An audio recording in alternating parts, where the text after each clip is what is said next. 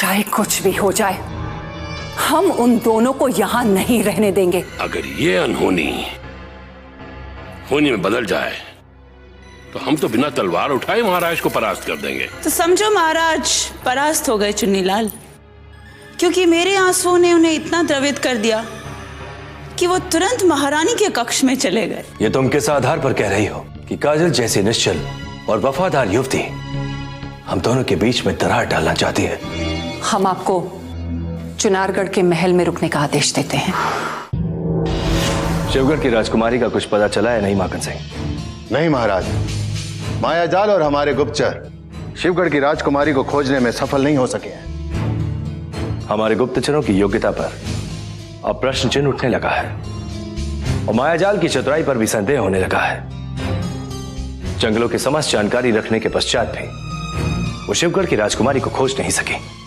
मायाजाल और हमारे गुप्तचरों की योग्यता पर संदेह करना व्यर्थ है महाराज, क्योंकि संसार जानता है कि हमारे गुप्तचरों की निगाहें भाष्य भी तेज हैं। अवश्य डाकों के भय से राजकुमारी जंगलों में कहीं छिप गई होंगी। जैसे ही माखन सिंह, तुम्हें गुप्तचरों की प्रशंसा करने की आवश्यकता नहीं है, परिणाम चाहिए हमें, प्रशंसा नहीं। और कैसे गुप्तचर हैं हमारे जो हाथ पे हाथ धरे बैठे हैं, जो एक राजकुमारी को नहीं ढूंढ सके। वो हमारे महल की सुरक्षा क्या खाक करेंगे? कैसे भूले भटके पथे को सैनिकों का पता लगाएंगे वो? हमें कुछ समय और दे दीजिए महाराज, अतिशीघ्र खोई हुई राजकुमारी का पता लग जाएगा। यह माखन सिंह का वचन है। ठीक है माखन सिंह, हम तुम्हें एक अवसर और देते हैं। हम चाहते हैं कि शीघ्र से शीघ्र शिवगढ़ की राजकुमारी को पूरी सुरक्षा के साथ शिवगढ़ पहुंचा दिया जाए। और यदि उनकी सुरक्षा पर कोई भी किसी तरह का भी संकट उत्पन्न करने का प्रयास भी करता है तो बेहिचक उसे मौत के घाट उतार दिया जाए। तुम जा सकते हो। जो आ गया महाराज।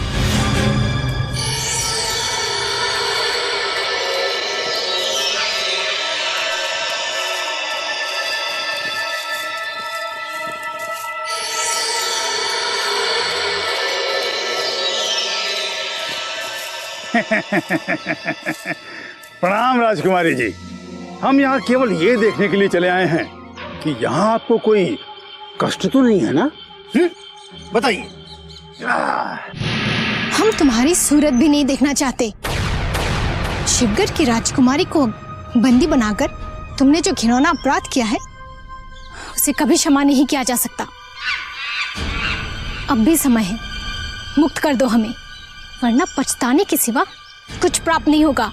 क्षमा कीजिए राजकुमारी जी, हम बहुत चाह कर भी आपको बंधन मुक्त नहीं कर सकते हैं, विवश हैं। यदि आपके पैरों में पंख नहीं लगे होते तो हम आपको इस प्रकार इस वृक्ष के साथ बांधने का दुस्साहस कभी नहीं करते। परंतु हम जानते हैं कि यदि हमने आपको बंधन मुक्त कर दिया तो आप किसी पंछी की तरह अपने पंख फड़फड़ाकर विजयगढ़ पर उड़ान भरने लगेंगे। और यदि आप शिवगढ़ की सीमा के पार उड़ के चली गई तो हम महाराज शिवदत्त को क्या उत्तर देंगे, बताइए। तुम जैसे तुच्छ मनुष्य की घिनौनी सूरत देखने के लिए हमारे पिताश्री के पास समय ही कहाँ है। तुमने हमें बंदी बना के हमारे पति की गरिमा और पिताश्री का अपमान किया है। याद रखना क्रूसी, हमें मुक्ति मिलते ही सबसे पहले तुम्हें मृत्यु दंड मिलेगा। अरे ये आप क्या कह रही हैं राजकुमारी जी, ये तो हमारे ऊपर सरासर अत्याचार हुआ। ये भला कैसा न्याय हुआ? हम आपको मृत्यु की गोद से बचाकर ले आए और आप हमें ही मृत्यु दंड देना चाहती हैं। भला सोचिए, यदि हम आपको यहाँ लाकर सुरक्षा प्रदान नहीं करते तो शत्रु महाराज वीरेंद्र सिंह आपको मौत के घाट उतार चुके होते। ये क्या कह रहे हो तुम? हम सत्य कह रहे हैं राजकुमारी जी। जिन डाकुओं ने आपको बंदी बनाया था, महाराज वीरेंद्र सिंह ने उन पर आक्रमण करके उन्हें बंदी बना लिया। और यदि हमने अपनी योजना अनुसार आपको नहीं छुड़वाया होता तो तत्काल आपको बंदी बनाकर वो कब का मौत के घाट उतार चुके होते आपको। ये तुम्हारा भ्रम है क्रूर सिंह। यदि चुनारगढ़ के महाराज हमें डाकुओं के चंगुल में देख लेते तो अवश्य ही हमें छुड़ाकर पूरे सम्मान के साथ चुनारगढ़ ले जाते। तुम्हारी तरह हमें बंदी बनाकर हमारे सम्मान को ठेस ना पहुंचाते, क्योंकि वो एक राजा है और एक राजा ऐसे तुच्छ कार्य कर ही नहीं सकता जैसे तुमने किया है। तुच्छ नहीं, उच्च मनुष्य है जो शिवगढ़ के मान सम्मान के लिए अपने प्राण भी न्यौछावर कर सकता है। और हाँ, वैसे आप कहीं इस भ्रम में तो नहीं थी कि महाराज वीरेंद्र सिंह आपको डाकुओं से मुक्त करा के सम्मान पूर्वक चुनारगढ़ ले जाएंगे और वहां बड़ी सरलता से आपका युवराज का मिलन हो जाएगा। हाँ, तो यही समझ लो क्रूर सिंह। ऐसे मधुर स्वप्न यदि आपने देखना बंद नहीं किया राजकुमारी जी, तो आपको महायोद्धा क्रूर सिंह की क्रूरता झेलनी पड़ेगी। क्योंकि यदि शत्रु युवराज से आपका मिलन हो जाता है तो हम संसार में किसी को मुंह दिखाने के योग्य नहीं रहेंगे। तुम वैसे भी अपनी ये घिनौनी सूरत किसी को दिखाने के लायक नहीं रहोगे, क्योंकि तुम्हारी ये बंधन हमें ज्यादा देर तक जकड़ कर नहीं रख सकते। हम विजयगढ़ भी पहुंचेंगे और युवराज से भी मिलेंगे।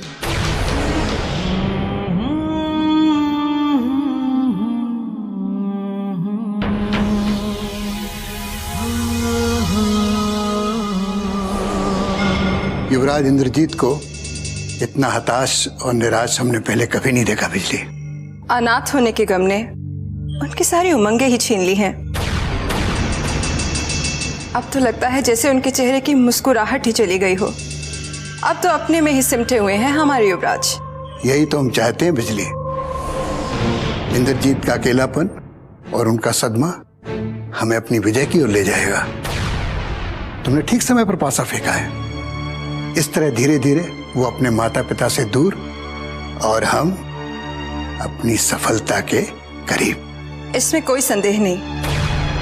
किंतु यदि किसी दिन दुर्भाग्य से युवराज का सामना महाराज और महारानी से हो गया, तब क्या होगा? यदि सत्य उनके सामने आ गया मानसिंह जी, तो वे हम दोनों को फांसी पर चढ़ा सकते हैं।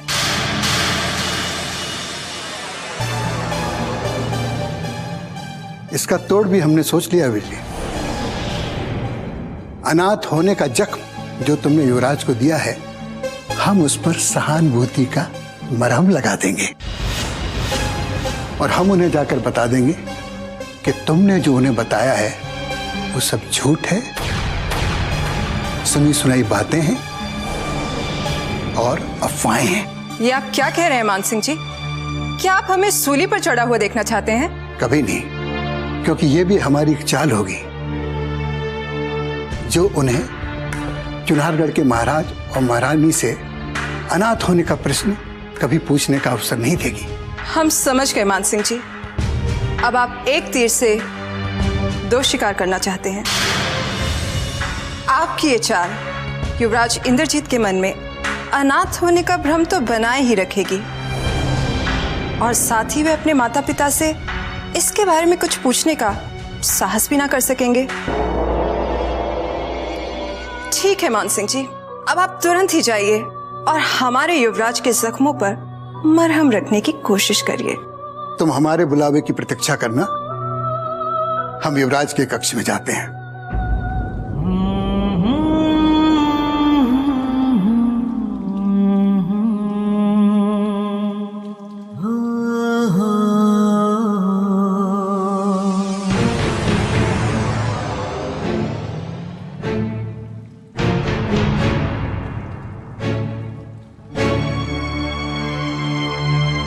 युवराज, मानसिंह जी आप? हम देख रहे हैं युवराज के कुछ दिनों से आप बहुत टूटे हुए और निराश दिखाई दे रहे हैं। अरे हमने तो सुना है कि आपने सबसे मिलना जुलना भी छोड़ दिया और आपने युवराज आनंद से ही बात करना बंद कर दिया है। हमारी तो समझ में नहीं आ रहा कि ये सब क्या हो रहा है। ये सब क्या हो रहा है युवराज? हमारे मन पर पड़े बोझ ने हमें इतना विचलित कर दिया है कि अब तो जीवन जीने की इच्छा भी समाप्त हो गई। ये आप कैसी अशुभ बातें कर रहे हैं? ऐसा क्या हो गया जो आप इतनी निराशा में डूब गए? मानसिंह जी, क्या ये सत्य है कि हम अनाथ हैं? क्या ये सत्य है कि हमारे माता पिता ने हमें गोद लिया है? यह आपसे किसने कह दिया युवराज? ये हमारे प्रश्न का उत्तर नहीं है। बताइए हमारे माता पिता कौन है? सारा संसार जानता है युवराज कि महाराज वीरेंद्र सिंह और रानी चंद्रकांता आपके माता पिता हैं। फिर आप स्वयं को अनाथ क्यों समझ रहे हैं? अरे कौन है जो आपके मन में अनाथ होने का विष भर रहा है? नाम बता देने से हमारे माथे पर लगा अनाथ होने का कलंक नहीं मिट जाएगा। सारे महल में यह चर्चा है कि महाराज और महारानी ने हम दोनों भाइयों को गोद लिया है, जिसे ऐश्वर्या ने भी सुना है। यानी कि इन अफवाहों को आप तक ऐश्वर्या ने पहुंचाया है? दुर्गा, सरस्वती, ऐश्वर्या, कोई है क्या? आपने हमें याद किया काकाश्री। आपने युवराज से क्या कहा कि वो अनाथ है? उन्हें गोद लिया गया है? जी काकाश्री, किंतु हमें महल में सभी ने यही कहा था, इसलिए हमने युवराज से कह दिया। आप सुनी सुनाई बातों पर कैसे विश्वास कर सकती हैं? आप नहीं जानती कि हमारे शत्रुओं की एक ही चाल है। वो महाराज महारानी और दोनों युवराजों के बीच में एक दरार डालने का षड्यंत्र है। षड्यंत्र? काकाश्री, यदि हमें पता होता कि शत्रुओं की कोई चाल है तो हम युवराज से कभी ऐसा कुछ ना कहते।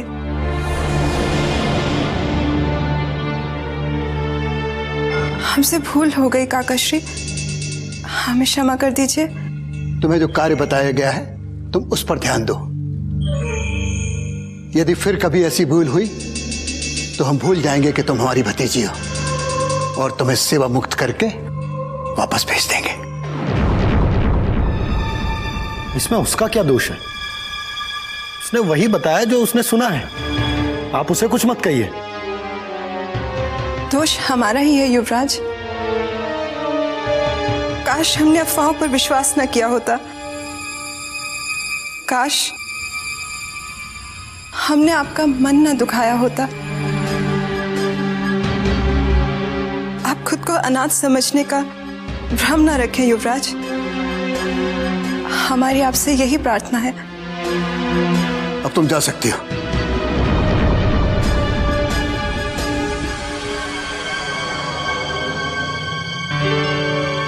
आपने हमें अपने मन की बात बताकर भारी अनर्थ होने से बचा लिया है युवराज। आप देवता जैसे पिता और देवी जैसी अपनी माता के बारे में कभी कोई बुरे विचार मत लाना। भोजन कर लेना और इसे प्रार्थना समझो या आदेश स्वीकार कर लेना। हम चलते हैं युवराज। क्या सत्य है और क्या झूठ, अब या तो महाराज वीरेंद्र सिंह बता सकते हैं या फिर महारानी चंद्रकांता।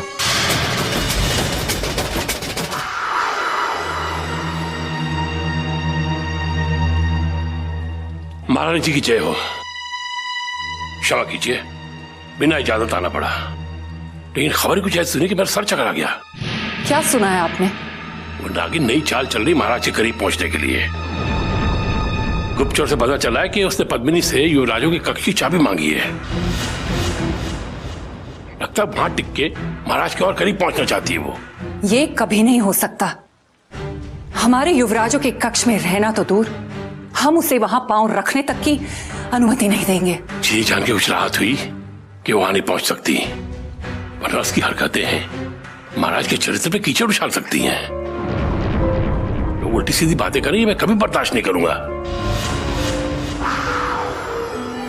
समय रहते आपने काजल के नए षड्यंत्र से हमें सचेत कर एक हम पे बहुत बड़ा उपकार किया है। आप निश्चिंत रहिए, हमारी आज्ञा के बिना काजल के कहने पर पद्मिनी तो क्या, स्वयं महाराज भी अब युवराजों के कक्ष को कभी नहीं खोल पाएंगे। अब मैं चैन की सांस ले सकता हूं, लेकिन आप महाराज को आगाह जरूर कर दीजिए। ये नागिन अपनी औकात दिखाने लगी है, जितनी जल्दी हो सके उसे इस महल से बाहर निकालें। हम अभी और इसी समय महाराज से जाकर बात करते हैं।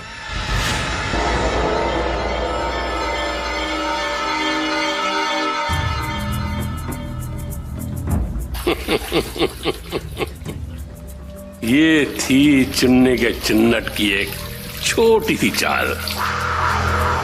काजल को मोहरा बना के महाराज को शह दी। अब देखते हैं महाराजा और महारानी के बीच क्या तकरार होती है।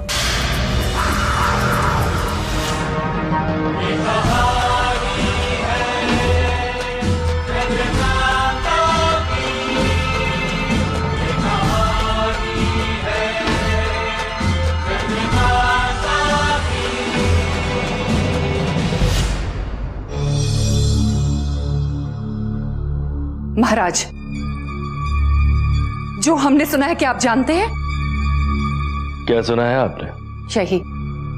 यही कि वो कपटी काजल आपके समीप होने के लिए युवराजों के कक्ष में आना चाहती है।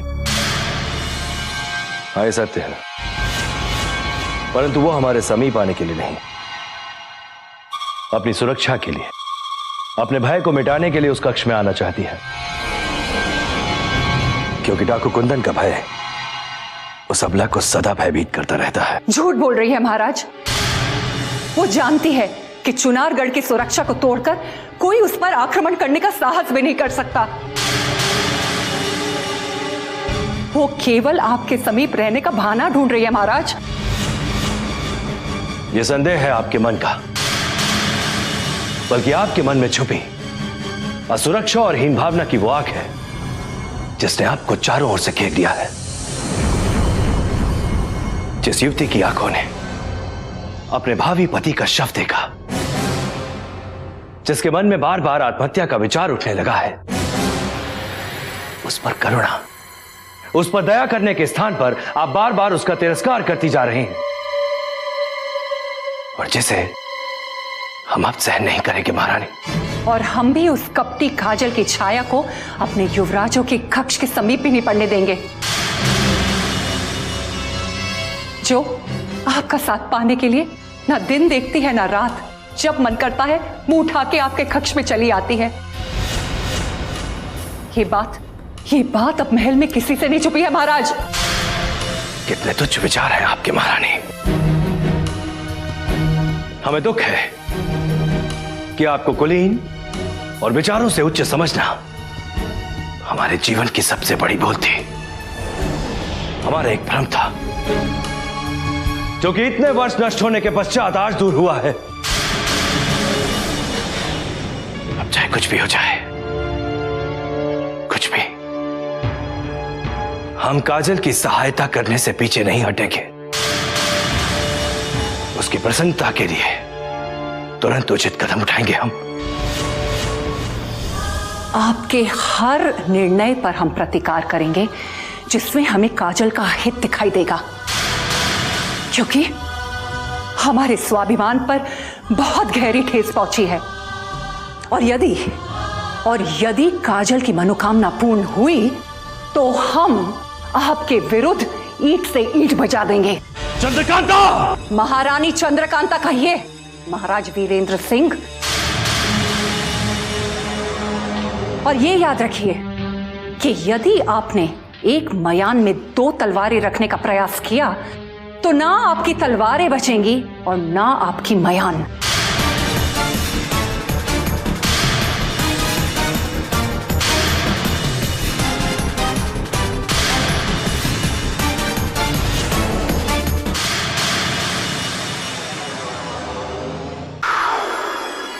बस काजल,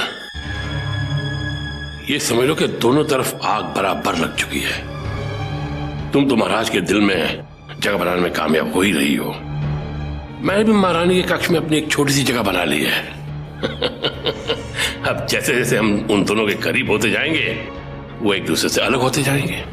आपने मुझे मोहरा बनाकर सियासत की बिसात पर बिछा तो दिया है चुन्नीलाल, किंतु महाराज को मेरी वफादारी पर जरा भी संदेह हुआ तो पासे उल्टे भी पड़ सकते हैं। ये कभी नहीं हो सकता काजल, कभी नहीं हो सकता, क्योंकि मैंने जिसे मोहरा बनाया है वो एक बला की खूबसूरत औरत है। और इतिहास गवाह है, ये औरत ही हमेशा मर्द की कमजोरी रही है। तुम भी देखना, तुम्हारी खूबसूरती के आगे महाराज वीरेंद्र सिंह बिना लड़े ही अपने सारे हथियारों के साथ घुटने टेक देंगे। यदि आपको मेरी सुंदरता और मेरी योग्यता पर इतना अधिक विश्वास है चुन्नीलाल, तो मैं भी पीछे नहीं हटूंगी और महाराज को महारानी से अलग करने के लिए अपने प्राण तक न्यौछावर कर दूंगी। काजल रानी, जान देनी नहीं है, जान लेनी है। मारना हमें अपने दुश्मनों को, समझी? वो दोनों दिमाग से तो अलग हो ही चुके हैं, बस महारानी का चुनारगढ़ छोड़ना बाकी है। जैसे महारानी निकली, चुनारगढ़ के सिंहासन पे महाराज के साथ मैं तुम्हें बिठा दूंगा। क्या ये सच हो सकता है चुन्नीलाल? क्या मैं चुनारगढ़ की महारानी का ताज पहन सकूंगी चुन्नीलाल? तुम पहनोगी मेरी रानी, जरूर पहनोगी, क्योंकि चुन्नीलाल अपने वफादारों से जो वादा करता है उसे पूरा जरूर करता है। और चुन्नीलाल की चुन्नटें अब बहुत फुर्ती से चल रही हैं। महारानी बनने में ज्यादा वक्त नहीं है। आप भी ये समझ लीजिए चुन्नीलाल कि आपके भाई चंडीलाल की हत्या के बदले का दिन भी बहुत समीप आ चुका है। अब मैं अति शीघ्र अपना सारा विष चुनारगढ़ के महाराज पर उगल दूंगी और उन्हें अपनी प्रिय महारानी से सदा सदा के लिए दूर कर दूंगी।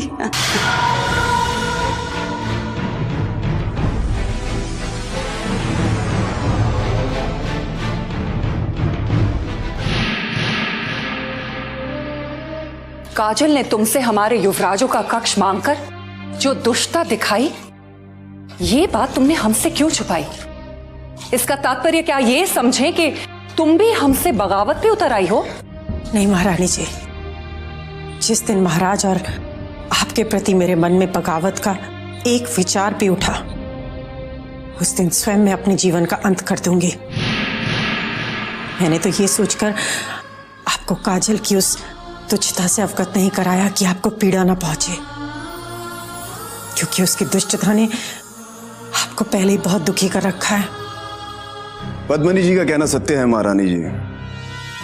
जब काजल इनके सामने आई और उन्होंने अपनी इच्छा प्रकट की, तो ये दुविधा में पड़ गई कि आपको बताए या ना बताए, क्योंकि ये बताने से महाराज और आपके रिश्तों में आई दरार कहीं और अधिक ना बढ़ जाए, बस इस बात का भय था महारानी जी। हमें तुम्हारी स्वामी भक्ति पे तनिक भी संदेह नहीं है, किंतु काजल की इस नई करतूत ने हमारा विवेक ही हमसे छीन लिया है। इसमें आपका कोई दोष नहीं है महारानी जी, सारा दोष उस काजल का है। अब तो वो मेरे साथ भी दुष्टता पर उतर आई है। यदि मुझे मेरे पुरखों के सम्मान हम महाराज का भय ना होता, तो अब तक तो मैं उसे सबक सिखा चुकी होती। तुम्हारा अपमान हमारा अपमान है। यदि भविष्य में काजल ने कुछ ऐसा दोहराया तो उसे मुंह तोड़ जवाब देना। जी महारानी जी, मैं आपके आदेश को कभी नहीं टाल सकती, किंतु महाराज को काजल ने इस तरह अपने वश में किया हुआ है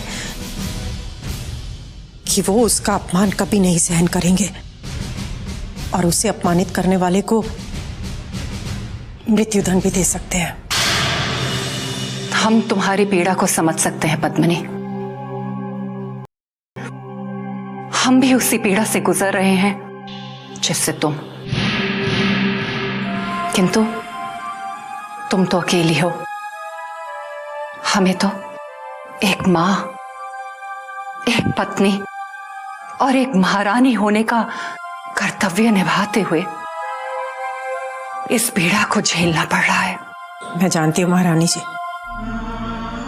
अब आपकी पीड़ा को दूर करना ही मेरा लक्ष्य है।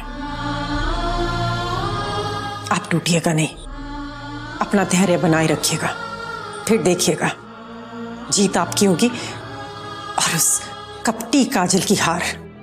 हमें तुम पर पूरा विश्वास है। अब तुम्हें महाराज पे अपनी दृष्टि जमाए रखनी होगी, ताकि यदि काजल उनके कदमों को बहकाने का प्रयास करे तो हम उसके प्रयत्नों को विफल कर पाएं। जी महारानी जी, अब महाराज की परछाई पर भी मेरी दृष्टि जमी रहेगी। आप निश्चिंत रहें। और भूपेंद्र सिंह जी आज्ञा महारानी जी। तुम अपनी नजर काजल पे रखना और ध्यान रखना कि अपनी किसी नई चाल से वो महाराज को अपनी ओर आकर्षित नहीं कर पाए।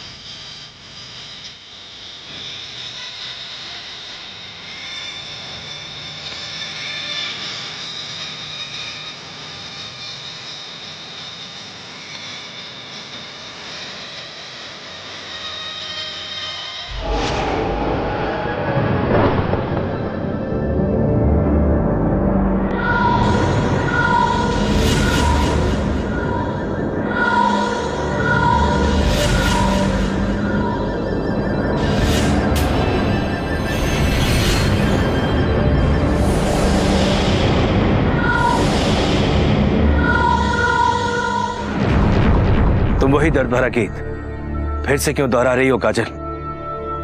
अब तो बिरजू भी तुम्हारी यादों से खत्म हो चुका है, दूर जा चुका है वो। फिर तुम ये गीत किसके लिए गा रही हो? किसी की याद में नहीं महाराज, मैं तो बस अपना अकेलापन दूर करने के लिए यूं ही।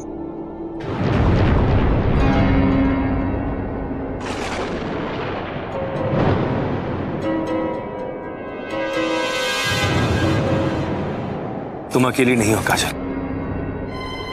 क्या हम तुम्हारे साथ नहीं? आप तो मेरे मन में किसी देवता की तरह बस गए महाराज, किंतु मुझे कोई तकलीफ नहीं आने देना चाहता। यदि युवराजों के कक्ष में मुझे स्थान मिल जाता तो रोज आपके दर्शन करके अपने मन को शांत कर लेते, किंतु आपने भी मेरी इस प्रार्थना को ठुकरा दिया। तुम्हें उस कक्ष में रहने का वचन देकर हमें अपने ही वचन से पीछे हटना पड़ा काजल, क्योंकि महारानी चंद्रकांता के आगे हम विवश हो गए थे। अब स्वयं को दोषी मत समझिए महाराज, और अपने मन से ये बोझ हटा दीजिए। मेरा क्या है, मेरे भाग्य में जो लिखा है उसे मुझे अकेले ही भुगतना हो। तुम्हारे हर दुख में हम भी शामिल हैं काजल। अब आंसू मत बहाओ। आज के बाद तुम्हारी आंखों में हम आंसू नहीं बल्कि खुशियां देखना चाहते हैं। खुशियां। आपकी इस इच्छा का मैं आदर करने का पूरा प्रयास करूंगी महाराज, और जहां तक हो सके इन आंखों में अब आंसू नहीं आने दूंगी। हाथों से मेरे आंसुओं को पोंछ के मुझे जो खुशी दी है उसे मैं कभी नहीं भूल सकती, कभी नहीं।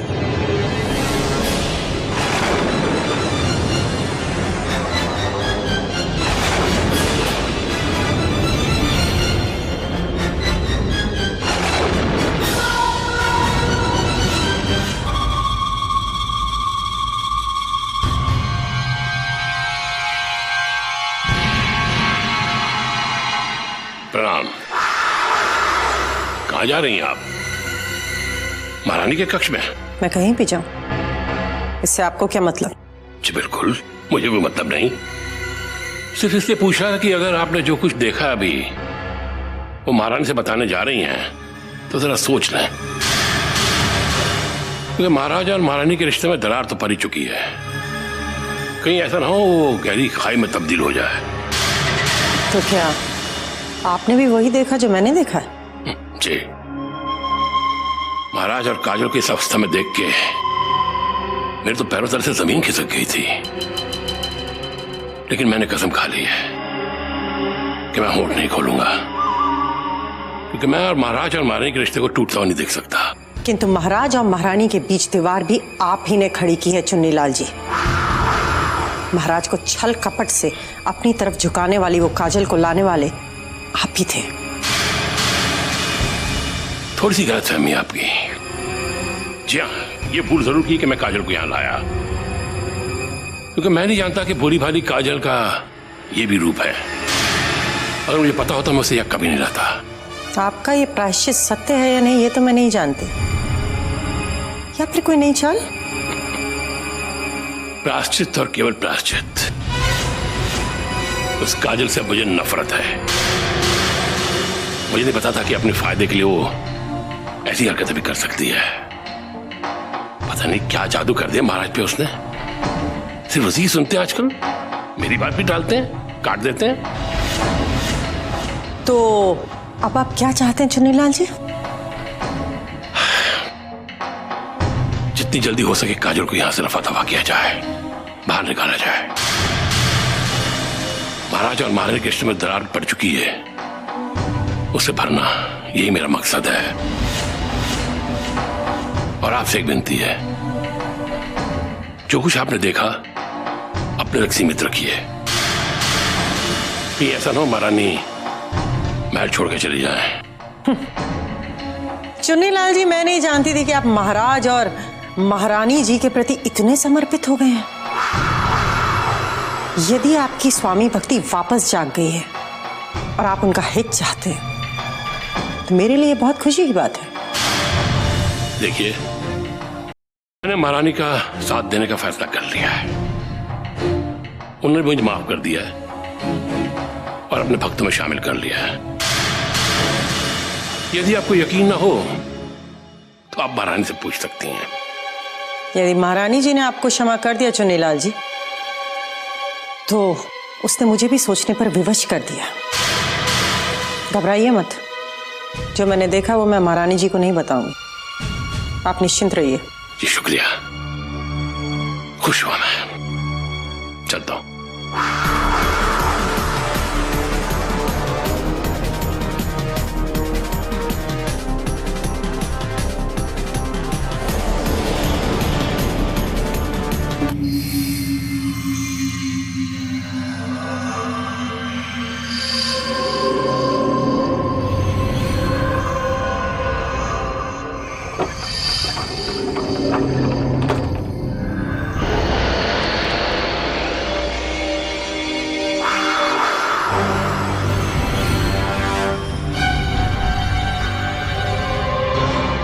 चंडी मेरे भाई, चिनारगढ़ के जिस महाराज के हुक्म पर तुझे मौत के घाट उतारा गया और मुझे तुझे खोना पड़ा, अब उसकी मौत ने भी उसके महल के द्वार पर दस्तक देना शुरू कर दिया है। यकीन करो चंडी, महाराज वीरेंद्र सिंह, महारानी चंद्रकांता और उनके दोनों युवराजों का अंत करने के बाद मैं तुम्हारा अंतिम संस्कार करूंगा। हाँ भाई, धूमधाम से करूंगा, धूमधाम से।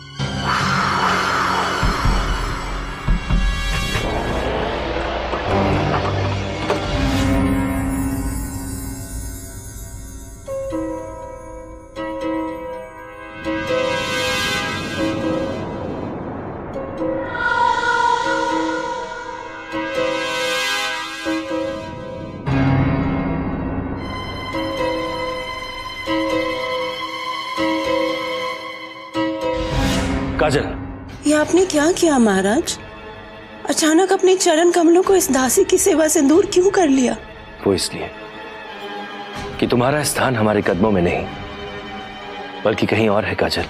मैं समझी नहीं।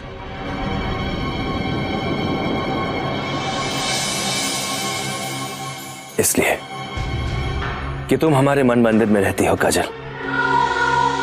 अब हम तुम्हें अपने चरण छूने नहीं देंगे। मुझे इतना प्रेम और इतना सम्मान मत दीजिए महाराज, वरना खुशी से इस दासी के प्राण निकल जाएंगे। काजल, अब कभी स्वयं को दासी मत कहना। महाराज वीरेंद्र सिंह के दिल में बसने वाली देवी दासी कैसे? और आप में हमें महारानी की गरिमा दिखाई दे रही है। महाराज, कहीं हम स्वप्न तो नहीं देख रहे? जो तुम देख रही हो वो भी सत्य है और जो हमने कहा वो भी सत्य है। यदि आपके मन में इतना उच्च स्थान है तो मेरी एक प्रार्थना स्वीकार कर लीजिए महाराज। फिर ना मुझे किसी ताने की चिंता रहेगी और ना किसी बदनामी की। कौन है वो दुष्ट जो तुम्हें ताने देने का दुस्साहस कर रहा है? कोई एक हो तो बताओ महाराज। अब तो सारा महल ही लांछन लगाने लगा है कि हम और आप। क्या हुआ काजल? तुम बोलते बोलते रुक क्यों गई? निडर होकर कहो जो कुछ भी कहना चाहती हो।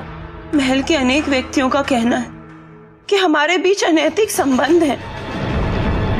ये सब सुन सुनकर मेरे मन को बहुत कष्ट होता है महाराज। यदि आप मेरी मांग में बस एक चुटकी सिंदूर भर दे तो मेरे सारे दुख और सारे कष्ट दूर हो जाएंगे महाराज, और मैं सदा आपके चरणों में रहूंगी। काजल, मुझे ना महारानी का राजमुकुट चाहिए और ना ही ये महल और चौबारे। मुझे तो बस अपने मन का खालीपन दूर करने के लिए आपके नाम का सहारा चाहिए। मेरी आपसे यही प्रार्थना है कि आप मेरी सूनी मांग भर दीजिए, मेरी प्रार्थना स्वीकार कर लीजिए महाराज।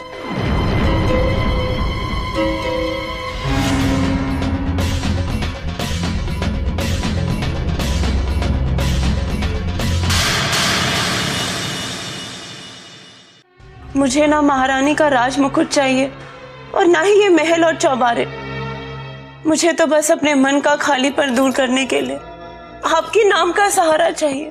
मेरी आपसे यही प्रार्थना है कि आप मेरी सूनी मांग भर दीजिए, मेरी प्रार्थना स्वीकार कर लीजिए महाराज।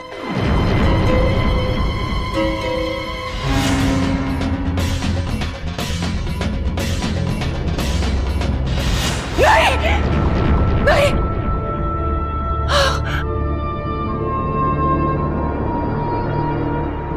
महारानी जी,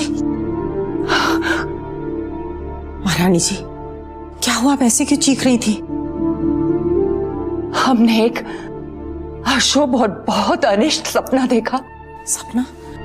ऐसा क्या देख लिया आपने सपने में जो आप इतनी परेशान हो गई? हमने उस दुष्ट काजल को महाराज के शयन कक्ष में देखा। वो महाराज के पांव दबा रही थी उनकी सेवा कर रही थी।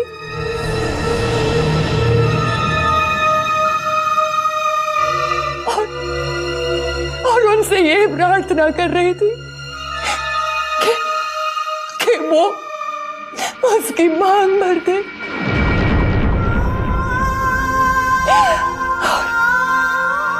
और महाराज ने उसे स्वीकृति भी दे दी।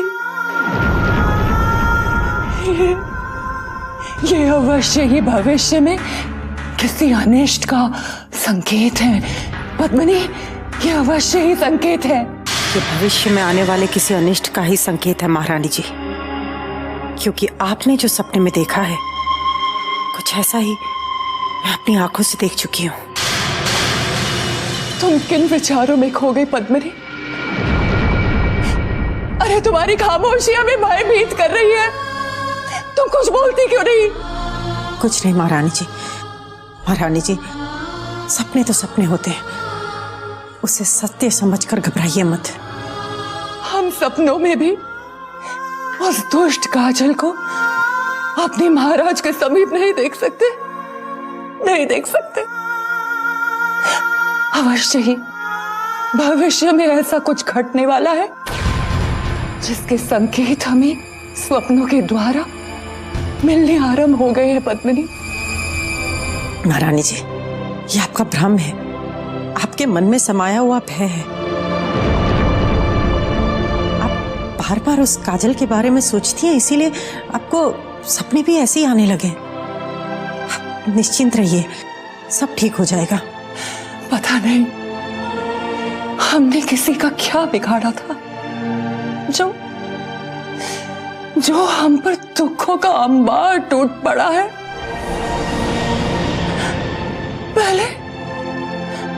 पहले हमने अपने पिताजी को खो दिया और फिर हमारे युवराजों से बिछड़ने का गम,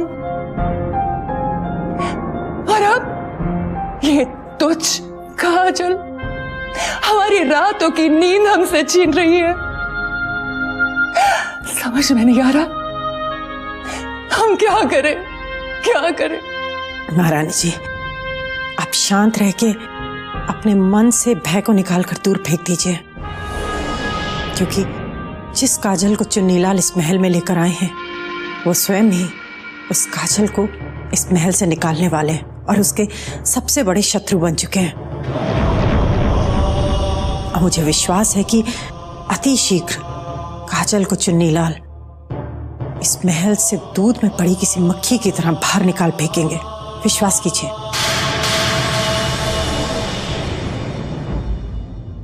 चुन्नी महाराज, चुन्नी महाराज। कौन है?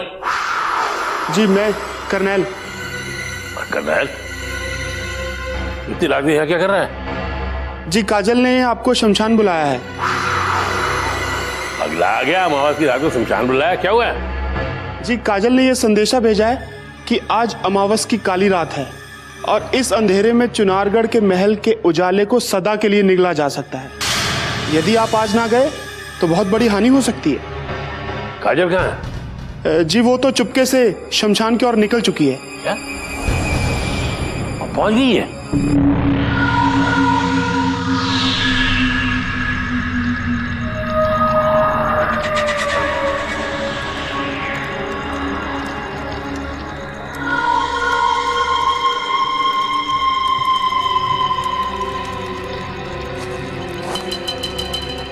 काजल, यहाँ क्यों बुलाया मैं? धीरे बोलिए, देखिए किसी का शव जलाया जा रहा है। अरे भाई मरकट है, शव तो रोज जलते हैं, नई बात क्या है इसमें? किंतु अमावस की आधी रात को वर्षों में कभी कभी ऐसा शव जलाया जाता है।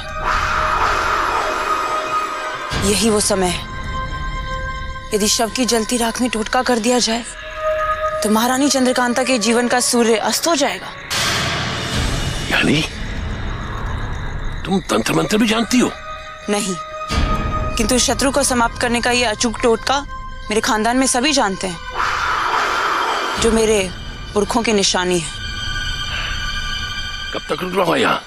जब तक ये शव जलकर राख ना हो जाए।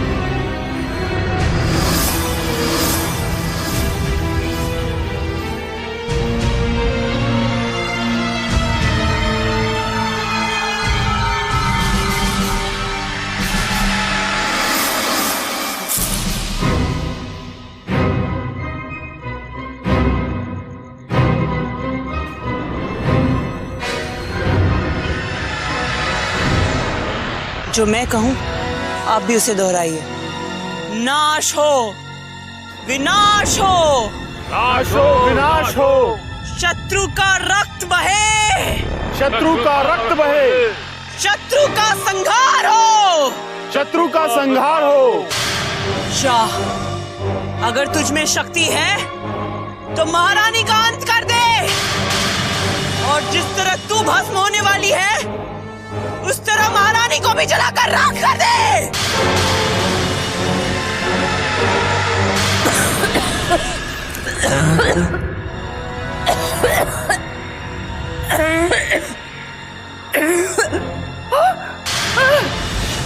महाराज, पद्मिनी!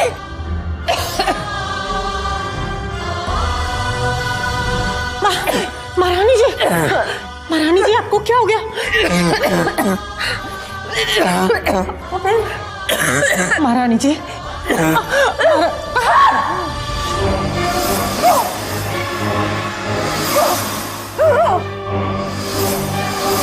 वो देखो, वो गुड़िया, डरावनी गुड़िया, वो कच दे हटाओ, वो देखो, वो डरावनी गुड़िया, वो नहीं, उसको हटाओ यहाँ से।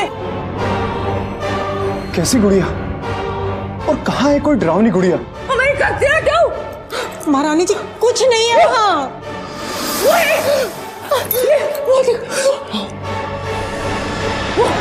वो हमें मार डालेगी, वो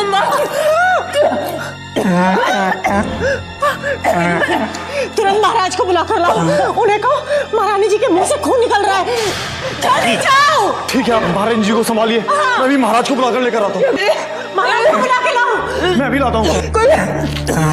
कुछ नहीं है महारानी जी।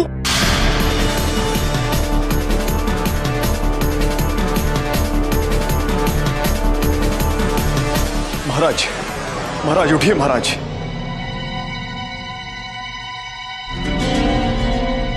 आधी रात के समय तुम हमारे कक्ष में भूपेंद्र सिंह, और तुमने हमें नींद से जगाने का साहस कैसे किया? क्या तुम ये नहीं जानते कि अपने शयन कक्ष में आने के पश्चात हम किसी और कार्य में रुचि नहीं रखते? क्षमा कीजिए महाराज, महारानी चंद्रकांता का अचानक फिर स्वास्थ्य बिगड़ गया है। अब उनका स्वास्थ्य तो आए दिन ही बिगड़ने लगा है, तो उसके लिए हम क्या कर सकते हैं भूपेंद्र सिंह? परंतु इस बार महारानी जी पर कोई नया संकट आ गया है। उन्हें लगातार रक्त की उल्टियां होने लगी हैं और वो बहुत विचित्र विचित्र सी बातें करने लगी। जाओ, जा करके राजवैद्य को बुलाओ। हम कोई वैद्य हकीम नहीं है जो जा करके उनका उपचार करेंगे। जो आज्ञा महाराज। और सुनो, अब हमारे विश्राम में फिक्र मत पहुंचाना।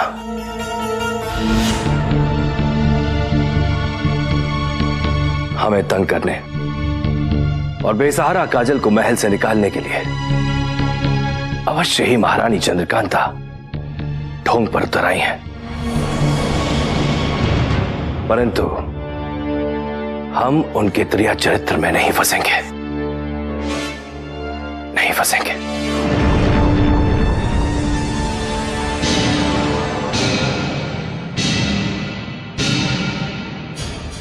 क्या हुआ भूपेंद्र सिंह?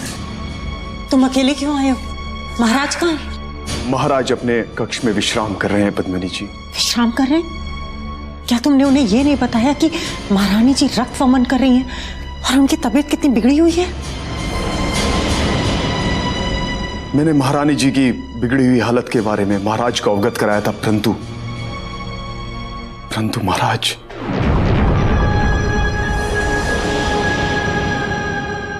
परंतु महाराज ने क्या? तुम चुप क्यों भूपेंद्र सिंह? महाराज ने क्या उत्तर दिया? महाराज ने कहा कि महारानी के उपचार के लिए उनकी नहीं बल्कि किसी वैद्य की आवश्यकता है। ये तुम क्या कह रहे हो? क्या महाराज महारानी जी को देखने नहीं आएंगे? उन्होंने कहा है कि उन्हें गहरी नींद आ रही है और उनके विश्राम में उन्हें कोई विघ्न न पहुंचाया जाए। एक क्षण नष्ट किए बिना राजवैद्य को तुरंत बुला भूपेंद्र सिंह। जाओ। जो क्या? मृत्यु शैया पर पहुंचते पहुंचते भी हम उन्हें अपने पास न बुला सके। कितने अभागे हैं हम।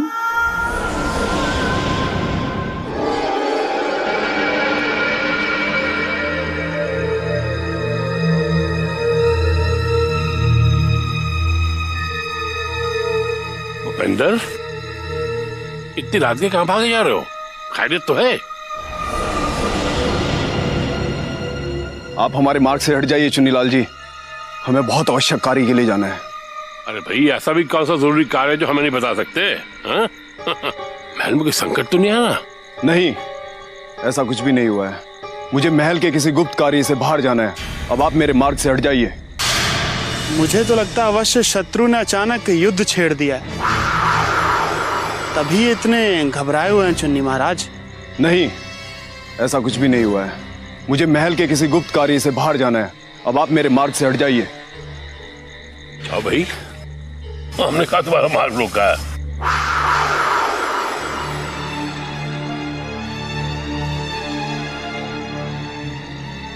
कन्हैया, लगता है काजल के तंत्र मंत्र ने असर करना शुरू कर दिया है, तभी इतनी रात के हवेली में इतनी चहल पहल है। मुझे भी यही लगता है चुन्नी महाराज, परंतु ये समझ में नहीं आ रहा कि हलचल क्या है और ये भूपेंद्र महल के बाहर किसके पास गया है। जहां भी गया हम पता लगा लेंगे भाई, हमसे क्या छुपा रहेगा? हाँ? लेकिन भाई, तुम बधाई के पात्र हो जो काजल ऐसी कमाल की चीज से हमारी मुलाकात करवाई। क्या दिमाग पाया है, क्या चतुराई है उसमें। वाह! तुम्हें ढेर सारा इनाम देंगे हम। जी महाराज, बस इन कदमों में आपके जूतों की तरह मेरा स्थान बना रहे। फिर देखिए, मैं काजल के साथ मिलके चुनारगढ़ के इस महल की तरह विजयगढ़ के महल को भी अभिशप्त कर दूंगा। महाराज, महारानी और उसके पश्चात युवराजों का जीवन भी संकट में डाल देंगे चुन्नी महाराज।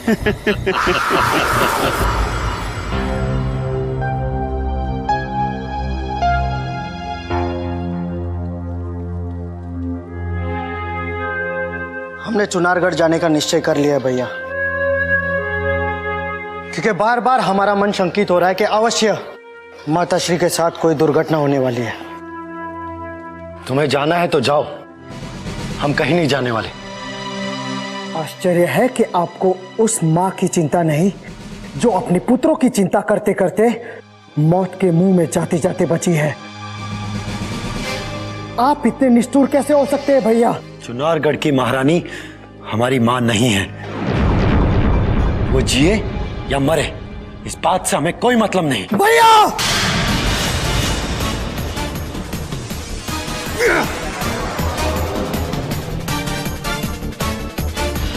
यदि तुम्हारा और हमारा रक्त एक ना होता तो तुम्हारा ये शीश तुम्हारे धड़ से अलग कर क्या होता। और यदि तुम हमारे भाई नहीं होते तो हम तुम्हें जीवित नहीं छोड़ते, क्योंकि तुमने हमारी उस माँ का अपमान किया है जिसने तुम्हें जन्म दिया है और जिसकी वजह से तुम इस संसार में आए हो। आज तो हमें तुम्हें अपना भाई कहते हुए भी शर्म आती है। तो चले जाओ चुनारगढ़ के महाराज और महारानी के पास और अपना मुख हमें दोबारा कभी मत दिखाना। अब हमें तुरंत दोनों भाइयों के बीच भड़की साग पर थोड़ा सा पानी डाल देना चाहिए। यदि चुनारगढ़ का कोई भी कुल दीपक हमारी आंखों के सामने बुझ गया तो दंड हमें भी भुगतना पड़ सकता है। युवराज, क्या कर रहे हैं आप दोनों? ये क्या अनर्थ करने जा रहे हैं आप? हैं? युवराज इंद्रजीत ने हमारी माताश्री का अपमान किया है मानसिंह जी।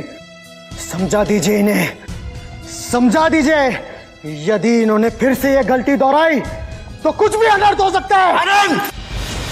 राज, अपने आप को संभालिए। आप बड़े हैं, इस तरह छोटे भाई पर क्रोधित होना आपको शोभा नहीं देता। तो समझा लीजिए इसे कि हमारे मार्ग में आने की कोई आवश्यकता नहीं है। ना ही हमारे कोई माता पिता है और ना ही हमारा कोई भाई। जी लेंगे हम अपनी जिंदगी जिस तरह हमने अकेले जी है हमेशा। पता नहीं हमसे क्या भूल हो गई जो दोनों भाइयों को इस तरह आपस में लड़ते देखने का नरक हमें भुगतना पड़ रहा। हम थक गए युवराज, हम थक गए और हमसे विजयगढ़ की बागडोर नहीं संभाली जाती। हमें बेहोश होकर महाराज वीरेंद्र सिंह को बताना पड़ेगा कि उनके दोनों युवराज एक दूसरे के शत्रु बन गए। शत्रु बन गए।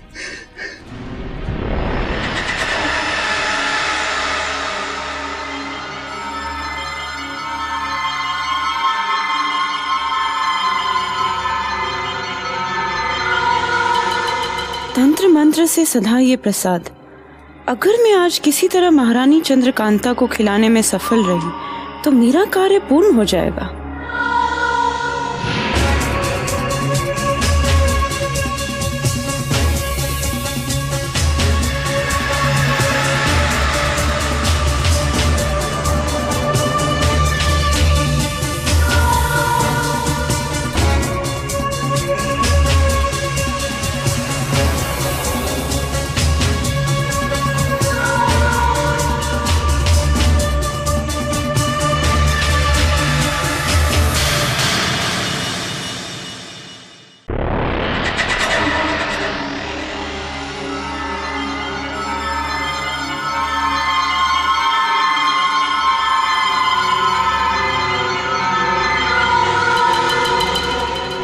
तंत्र मंत्र से सधा ये प्रसाद, अगर मैं आज किसी तरह महारानी चंद्रकांता को खिलाने में सफल रही तो मेरा कार्य पूर्ण हो जाएगा।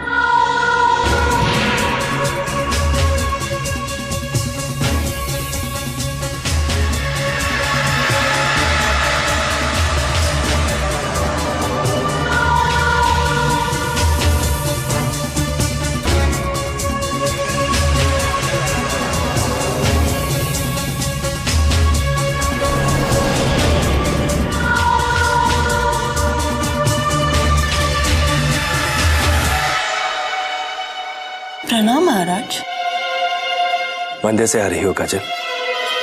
जी महाराज, जैसे ही पता चला कि महारानी चंद्रकांता अस्वस्थ हो गई हैं, वैसे ही मैंने ये प्रण कर लिया कि जब तक महारानी जी स्वस्थ नहीं हो जाती हैं तब तक मैं उपवास रखकर अपना सारा समय पूजा और प्रार्थना में बिताऊंगी। आश्चर्य है, तुम उस पत्थर के लिए त्याग कर रही हो जो तुम्हें घायल करना चाहता है, इस महल से दूर करना चाहता है। हीरे की तुलना मुझ पत्थर से मत कीजिए महाराज। महारानी जी चाहे मुझे कितना भी दुत्कारे, मुझसे कितनी भी नफरत करे, किंतु मैंने तो सदा उन्हें अपनी बड़ी बहन ही माना है। महान हो तुम, जो ईश्वर ने तुम्हें इतनी करुणा, इतनी सहन शक्ति दी है। काजल, आज हमने तुम्हारा नया रूप देखा है। तुम कोई साधारण स्त्री नहीं हो, देवी हो तुम, एक चलती फिरती देवी। ये आपकी महानता है महाराज, जो आपने मुझे इतना सम्मान दिया, किंतु तुरंत चुनारगढ़ की वास्तविक देवी रानी चंद्रकांता से अगर मेरी मिलने की इच्छा पूरी हो जाए तो मैं अपने आप को बहुत सौभाग्यशाली समझूंगी महाराज। क्या करोगी? क्या करोगी तुम मिलकर महारानी से? देखना चाहती हूँ कि महारानी जी का स्वास्थ्य अब कैसा है, और ये प्रसाद मैं महारानी जी को देना चाहती हूँ ताकि इसे ग्रहण करके उनका स्वास्थ्य अति शीघ्र ठीक हो जाए। काजल, यदि तुम्हारी यही इच्छा है तो हम तुम्हारी इस इच्छा का सम्मान करते हैं। आपकी अनुमति ने हमें जो खुशी दी है उसे हम कभी नहीं भूलेंगे महाराज, और हमें विश्वास है कि ये प्रसाद ग्रहण करते ही महारानी चंद्रकांता के समस्त कष्ट तुरंत दूर हो जाएंगे।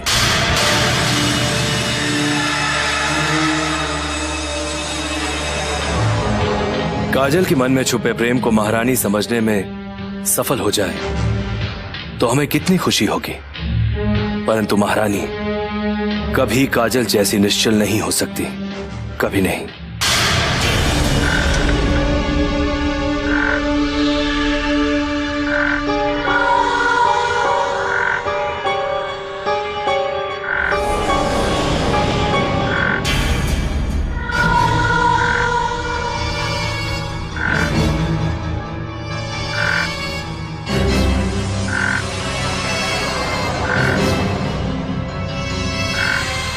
प्रणाम महारानी।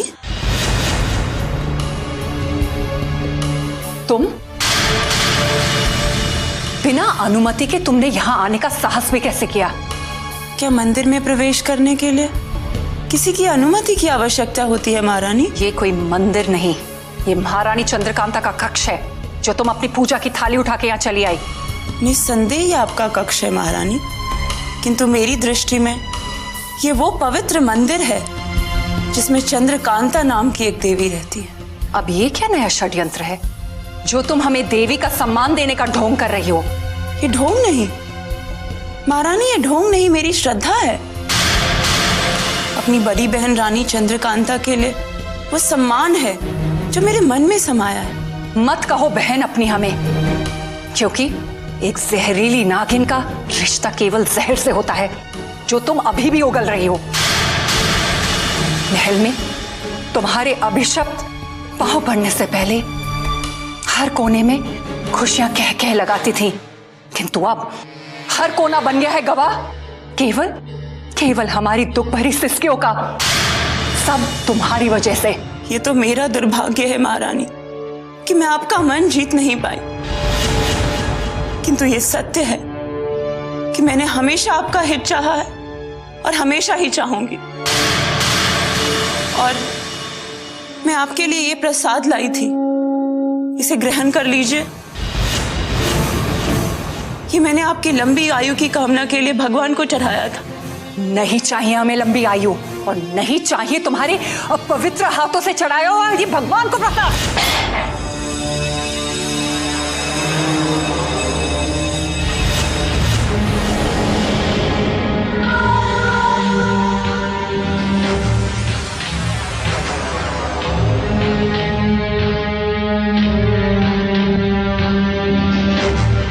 यह आपने क्या किया महारानी?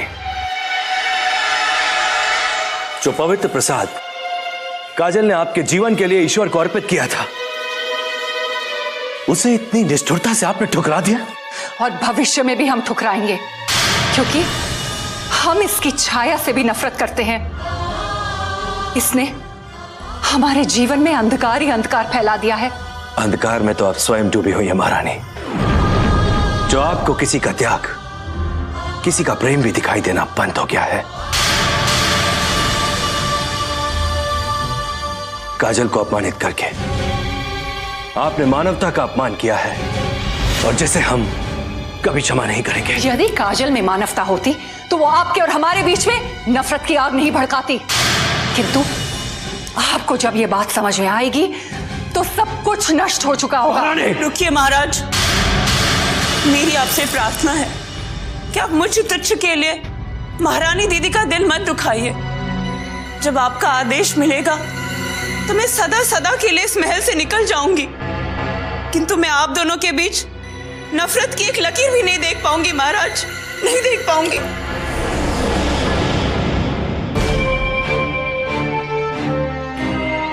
बस अब हम और सहन नहीं करेंगे। जब तक आपको अपनी भूल का पश्चाताप नहीं हो जाता, तब तक हम आपकी ओर अपनी दृष्टि उठा करके भी नहीं देखेंगे।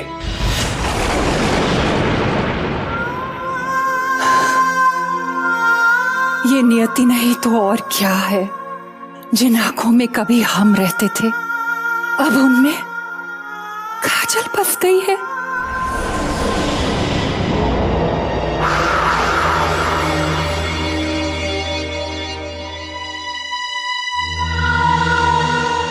से तुम्हारा इंतजार कर रहा हूं काजल। अच्छा ये बताओ, महारानी ने वो मीठा जहर नालक के नीचे उतारा कि नहीं? ये बोलती क्यों नहीं है? और तुम्हारा ये खूबसूरत चेहरा पिटरे घोड़े की तरह लटका हुआ क्यों है? दुर्भाग्य से मैं सफल नहीं हो सकी चुन्नीलाल, क्योंकि महारानी ने उस मायावी प्रसाद की थाली पलटकर हमारी सारी योजना पर पानी फेर दिया। मुझे तुमसे बहुत उम्मीद थी काजल, बहुत उम्मीद।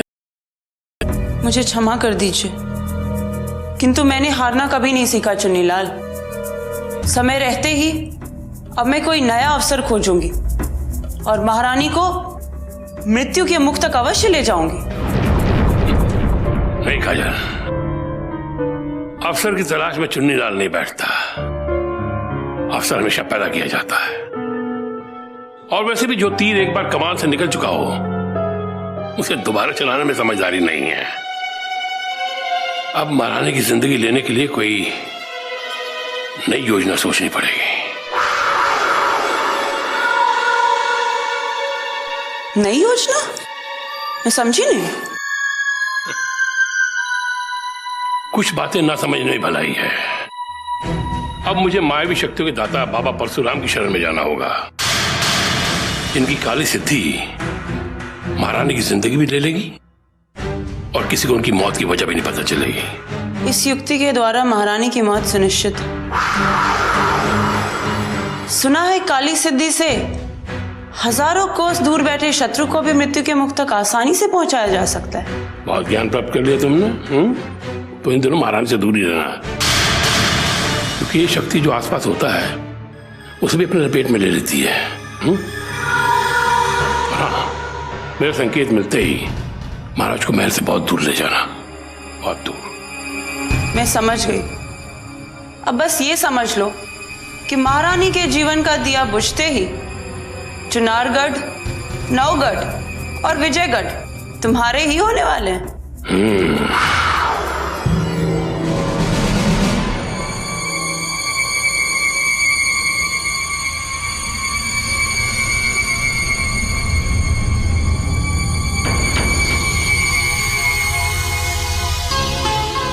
आज मानसिंह जी इतनी दुविधा में क्यों दिखाई दे रहे हैं?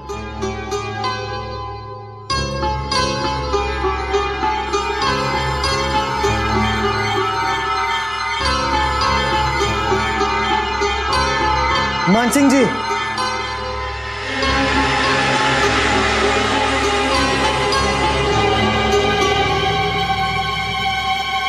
क्या बात है?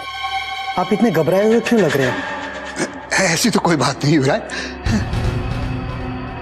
आप चाहकर भी हमसे कुछ छुपा नहीं सकते मानसिंह जी। अरे बचपन से ही आपने हमें पाला है और बड़ा किया है। बताइए क्या कष्ट है आपको? वो ऐश्वर्या। ऐश्वर्या? क्या हुआ ऐश्वर्या को? पता नहीं, बिना बताए कहाँ चली गई। हम उसे। इतनी सी बात के लिए आपको इतनी चिंता करने की क्या आवश्यकता आन पड़ी?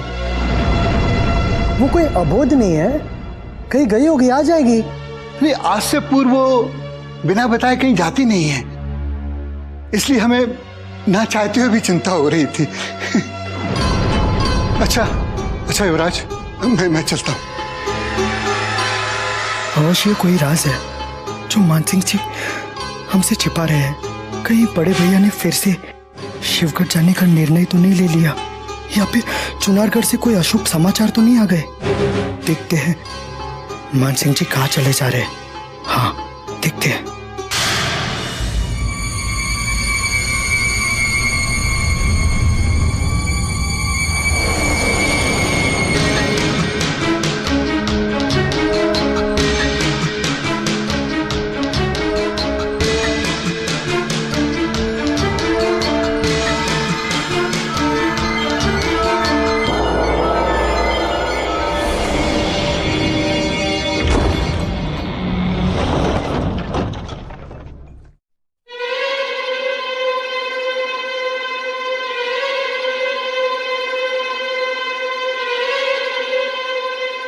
अरे मेरे अन्नदाता हैं आप, मेरे भगवान हैं आप।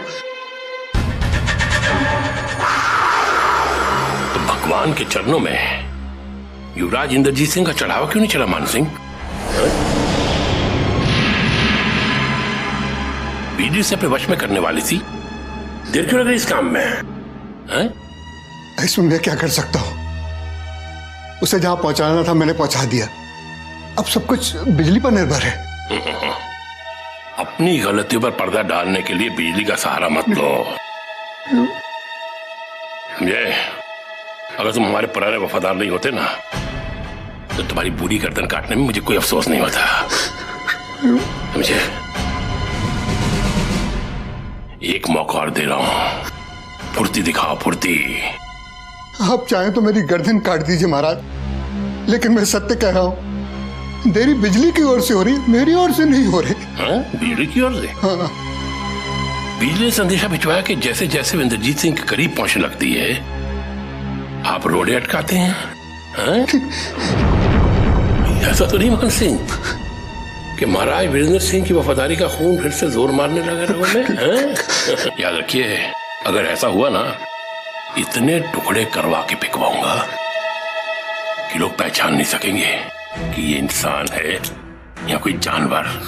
सुनिए महाराज, जिस वीरेंद्र सिंह का सर्वनाश करने के लिए मैंने आपको देवता माना है, उसकी वफादारी मैं तो क्या, अरे मरने के बाद मेरा शव भी नहीं करेगा। जरूर बिजली को कोई भ्रम हुआ है, बस जो अपना दोस्त मेरे ऊपर मर रही है प्रभु। बस पुराना छोड़ो और नया सुनो।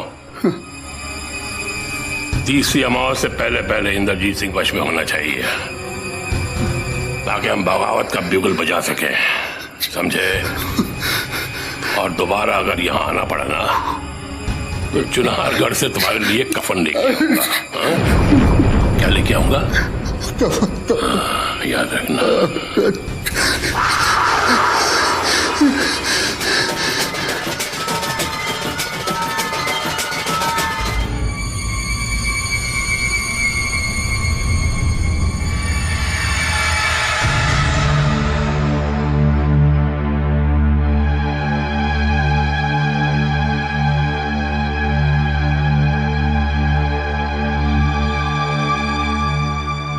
कौन था वो जिसे आप मिलने छिपकर गुप्त कक्ष में गए थे?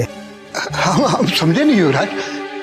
आप जिसे गुप्त वार्ता कर रहे थे, हमारी इन आंखों ने उसे देख लिया है, परंतु हमारे कान ये सुन नहीं पाए कि उस अजनबी ने आपके साथ क्या बातें की। कौन था वो? यदि युवराज को तुरंत बहलाया नहीं गया तो सारा भेद खुल जाएगा। अच्छा, हाँ, आप हमारे बड़े भाई के लिए कह रहे हैं। हम जिनसे भेंट करके आ रहे हैं युवराज, वो हमारे बड़े भाई हैं, जो महाराज से मिलने के लिए नौगढ़ से आए हैं। तो उसे अतिथि कक्ष में रखते। इस तरह छिपकर मिलने में क्या विवशता थी आपकी, ये हम समझ नहीं सके। हम उन्हें अतिथि बनाकर अपना समय नष्ट नहीं करना चाहते थे युवराज। ऐसे भी हम कई कार्यों में फंसे हुए हैं। आप स्वयं का नहीं, बल्कि किसी को फंसाने की गुप्त योजना बना रहे हैं, और ये हमें आज आभास हो चुका है मानसिंह जी, क्योंकि आप बार बार झूठ पर झूठ बोले जा रहे हैं और झूठी कहानी गढ़ रहे हैं। कैसी कहानी? अपने बड़े भाई की कहानी। वो अपरिचित डरावना आपका भाई नहीं हो सकता, क्योंकि यदि वो आपका बड़ा भाई होता तो वो आपके गर्दन पर यूं खंजर नहीं रखता और ना ही आपको इतना अपमानित करता। आप अवश्य ही हमसे कुछ छुपा रहे हैं, किंतु हम इसका पता अति शीघ्र लगा लेंगे। हाँ,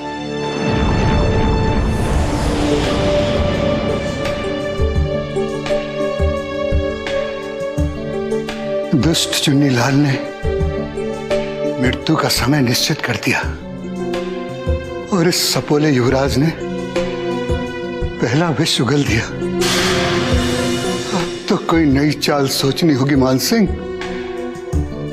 वरना मृत्यु का समय बहुत समीप है।